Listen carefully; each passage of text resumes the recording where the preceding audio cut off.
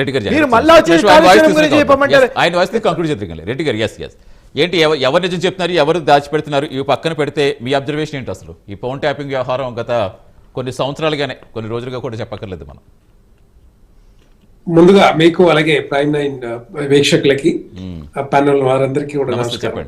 నేను కొంచెం లేట్ అయింది నాకు, ఎందుకంటే ఎనీవే ఈ ఫోన్ ట్యాపింగ్ అనేది ఇది సాగదీస్తుంది కాంగ్రెస్ పార్టీ రైట్ నౌ. ఎందుకంటే వాళ్ళు మరి అన్ని ఎవిడెన్స్లు ఉన్నా కూడా ఇప్పటిదాకా దాని మీద డెసిషన్ తీసుకోకుండా ఎప్పటిదాకా ఎప్పుడు తీసుకుంటారో కూడా తెలియదు. ఎందుకంటే ముఖ్యమంత్రి గారు చాలా సందర్భాల్లో చెప్పారు, ఫోన్ ట్యాపింగ్ లో ఎవరైతే ఫోన్ ట్యాపింగ్ చేశారో వాళ్ళు ఎట్టి పరిస్థితుల్లో లోపలేస్తామని చెప్పారు. సో ఎనీవే సుప్రీంకోర్టులో కొంత నడిచినా కూడా కేసులు ఉన్నా కూడా సుప్రీంకోర్టు ఆర్డర్ని బట్టి ఈరోజు డెఫినెట్ గా అరెస్ట్ అవ్వాలి, మన పోలీస్ స్టేషన్ లో అరెస్ట్ అవ్వాలని చెప్పి ఆర్డర్ ఇచ్చారు. కాబట్టి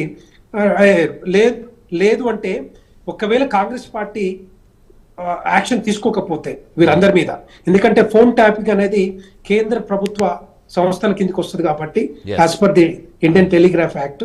సో డెఫినెట్ గా వాళ్ళ మీద యాక్షన్ తీసుకునే అధికారం కేంద్ర ప్రభుత్వానికి ఉంటుంది. ఇప్పుడు కాకపోయినా ఎప్పుడైనా కూడా డెఫినెట్ గా తీసుకునే అవకాశం ఉంటుంది, అధికారం ఉంటుంది, అవసరం కూడా చెప్పాలంటే. ఎందుకంటే తెలంగాణ రాష్ట్రంలో స్వేచ్ఛగా బతకాలంటే, స్వేచ్ఛగా జీవించాలంటే, ప్రతి ఒక్కరికి స్వేచ్ఛగా ఉండాలంటే ఇట్లాంటి ఫోన్ ట్యాపింగ్లు మళ్ళా చేయకుండా, ఎవరు కూడా చేయకుండా, ఇలాంటి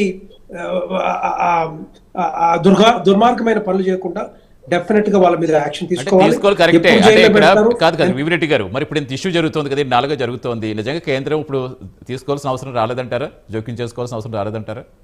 ఇప్పుడు ఇప్పుడు కాంగ్రెస్ పార్టీ చూసుకుంటా ఉంది, కాంగ్రెస్ ప్రభుత్వం చూసుకుంటా ఉంది స్టేట్ లో. వాళ్ళు ఒకవేళ చేతులు ఎత్తేస్తే రేపొద్దున డెఫినెట్ గా కేంద్ర ప్రభుత్వం కూడా తీసుకునే అవకాశాలు ఉంటాయి, వాళ్ళ మీద చర్యలు తీసుకునే అవకాశాలు ఉంటాయి, జైలు పోయే అవకాశాలు ఉంటాయి, జైలు పెట్టే అవకాశాలు ఉంటాయి. అంత ఈజీగా ఫోన్ ట్యాపింగ్ ఏ అధికారం లేకుండా, ఏ పర్మిషన్ లేకుండా, కేంద్ర ప్రభుత్వ పర్మిషన్ లేకుండా ఫోన్ ట్యాపింగ్ చేయటం అనేది చాలా నేరం. రెండవది ఏంటంటే దాంట్లో ఏవైతే రికార్డ్స్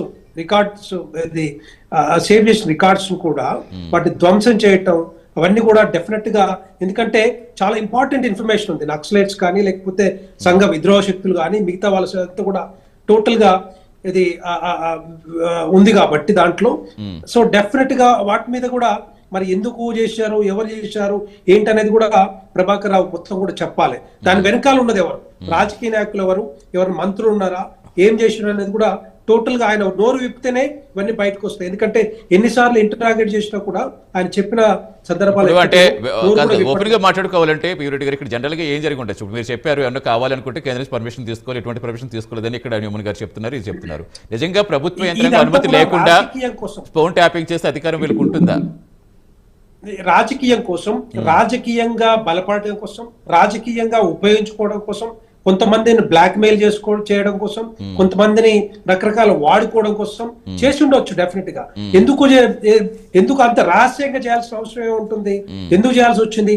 ఇంతమంది ఒక టీమ్ గా తయారయ్యి టోటల్ గా ఎవరో ఒకరు చెప్తేనే అది జరిగింది అన్నట్టుగా కనపడతా ఉంది. అది రేపొద్దున ప్రభాకర్ రావు గారు నోరు విప్పితే మాత్రం ఆ వెనకాల ఉన్నది ఎవరు, శక్తులు ఎవరు, ఎందుకు చేయించారు అనేది కూడా బయటకు వచ్చే అవకాశాలు ఉంటాయి. ఐఎమ్ షూర్ డెఫినెట్ గా అదంతా కూడా బయటకు వస్తుందని నేను అనుకుంటున్నాను. Right sir. రామ్మోహన్ గారు, సమయం అవుతుంది కాబట్టి అసలు ఏం చేయాలి సార్? అంటే ఇలాంటి కేసులు జనరల్ గా సాధారణ గోప్యత రక్షించాలంటే ఎవరెవరు చెప్తే చేస్తే, సతీష్ గారు ఎవరెవరు చెప్తే చేస్తే, ఇప్పుడు దీనిలో ఇప్పుడు కొండను తవ్వి ఎలకనైనా పడతారా అట్లా నా అనుమానం ఉంటున్నాను. కొండను నవ్వుతున్నాను, ఎలకను కూడా పట్టలేదు. నేను ఇంకో కమిషన్ గురించి అన్నాను, నేను యాదాద్రి భద్రాద్రి కమిషన్ రిపోర్ట్ ఇచ్చి 8 నెలలు అయింది, ఎందుకు దాని మీద చర్యలు తీసుకుంటలేరు? కేసీఆర్ ఉన్నాడా, కేటీఆర్ ఉన్నాడా, ఎవరు చెప్పాలి కదా అంటున్నాను. 2 ప్రభుత్వాల మధ్య 2 గవర్నమెంట్, సెంట్రల్ గవర్నమెంట్ బిహేవ్ చేయాలి.